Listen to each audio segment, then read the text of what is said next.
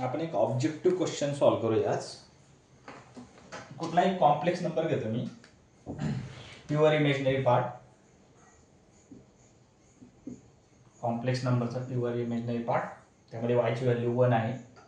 Generally complex number z = x plus i1 ने denote केला जातो. x = 0 घेऊया आणि y = 1, so z = I only. इथे आपल्याला z to the power suppose आपण घेऊया 83 घेऊया, हे फाइंड आउट करायचं आहे. z टू द पॉवर 83 कसं काढणार आहे एवढा पॉवर i चा. मुळात i ची व्हॅल्यू काय आहे तुम्हाला माहिती आहे का? i ची व्हॅल्यू आपण बघितली आहे लास्ट लेक्चर मध्ये. i ची व्हॅल्यू काय असते? i = (-1). हा काय झाला? फर्स्ट पॉवर झाला. सेकंड पॉवर जर घेतला तर i चा काय येईल?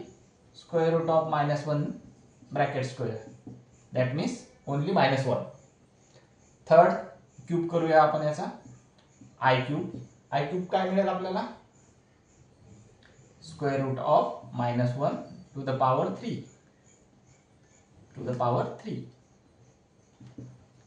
याला सॉल्व्ह करूया. काय मिळेल आपल्याला? (-1 ब्रॅकेट स्क्वेअर, अजून एक पॉवर आहे (-1). स्प्लिट केलं, 3 ला स्प्लिट केलं आपण 2 + 1 मध्ये. त्यानंतर रूल यूज केला आपण, पॉवर रूल, आणि त्याला डिस्ट्रीब्यूट केलं 2 पार्ट मध्ये. याची व्हॅल्यू काय आहे आपल्याला माहिती आहे? -1 आहे. याची व्हॅल्यू काय आहे? i आहे, म्हणजे -i. i क्यूब ची व्हॅल्यू काय आली? -i. Then we find the i to the power 4. What we get? Here we get (-1 to the power 4). That means (-1 to the power 2 into (-1 to the power 2). काय मिळेल आपल्याला इथे? हा -1 into -1, that is equal to 1. म्हणजे आपल्याला 4 value भेटल्या इथे. i ची व्हॅल्यू काय आहे? (-1) itself i to the power 1 घेतले, i² -1, i क्यूब -i आणि i टू द पॉवर 4. ह्या व्हॅल्यू भेटल्या. आपल्याला फाइंड आउट करायचं i टू द पॉवर 83 कसं काढणार. पुढचं बघूया, पुढची व्हॅल्यू काय येईल आपल्यावाली. i to the power 5 calculate करून बघूया आपण. i to the power 5 calculate करतोय मी. i to the power 5 means i to the power 4 into i. i to the power 4 ची व्हॅल्यू काय आहे? आपण कॅल्क्युलेट केलेली 1 आहे, इथे 1 ठेवून देऊया. आणि i ची व्हॅल्यू काय येते? i फक्त. म्हणजे i टू द पॉवर 5 काय मिळाला आपल्याला?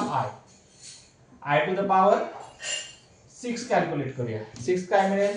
याला स्प्लिट करूया. i to the power 4 into i to the power 2. i to the power 2 ची व्हॅल्यू किती आहे? -1. i टू द पॉवर 4 ची व्हॅल्यू किती आहे? 1. 1 इंटू -1 म्हणजे -1 भेटली आहे.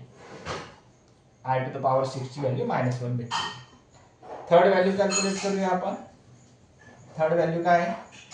i to the power 7th value 7. याला स्प्लिट करतो मी. i to the power 4 into i to the power 3. i to the power 4 ची व्हॅल्यू कॅल्क्युलेट केलेली आहे 1. i टू द पॉवर 3 ची व्हॅल्यू कॅल्क्युलेट केलेली आहे -i. म्हणजेच आपल्याला काय व्हॅल्यू भेटली इथे? 1 इंटू -i म्हणजेच -i. त्यानंतर i to the power 4 calculate करूया आपण. म्हणजेच i to the power 8 calculate करूया इथे. i to the power 8 calculate केल्यावर काय मिळेल आपल्याला? i to the power 4 into i to the power 4. म्हणजे i टू द पॉवर 4 ची व्हॅल्यू काय आहे? 1 आहे. i टू द पॉवर 4 ची व्हॅल्यू 1 आहे. 1 into 1 that is equal to 1. म्हणजे व्हॅल्यू रिपीट होत आहेत आपल्याकडे. काय मिळायला लागलं आपल्याला? एवढे सगळे कॅल्क्युलेशन केल्याच्या नंतर आपल्याला i टू द पॉवर 1 ची व्हॅल्यू काय मिळतीये?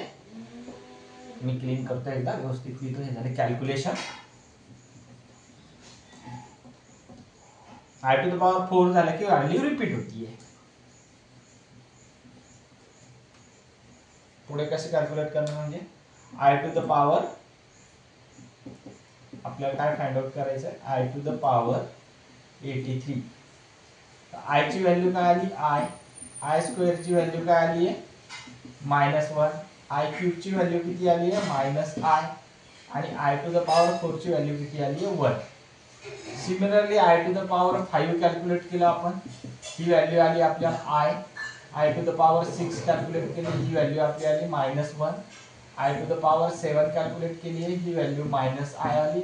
आणि I to the power 8 calculate केल्याच्या नंतर ही व्हॅल्यू आली आपली 1 आली अगेन. म्हणजे same value after 4 iteration repeat होत आहेत आपल्याकडेच्या व्हॅल्यू. पुढची व्हॅल्यू कॅल्क्युलेट केली आपण, जर आपण बघितलं असतं आय टू द पॉवर 9 ची डेफिनेट आपली व्हॅल्यू काय येणार आहे, मग अगेन आय येणार आहे. आय टू द पॉवर 10 येईल नंतर, ही व्हॅल्यू येणार आहे आपली -1. तुम्ही कॅल्क्युलेट करून बघा, ह्याच व्हॅल्यू येणार. आय टू द पॉवर 11 ही व्हॅल्यू -i येणार. आय टू द पॉवर 12 ही व्हॅल्यू येणार 1. आता असं करत बसणार का आपण 83 पर्यंत? नाही. तर मग आता डायरेक्टली कसं सॉल्व्ह करायचं?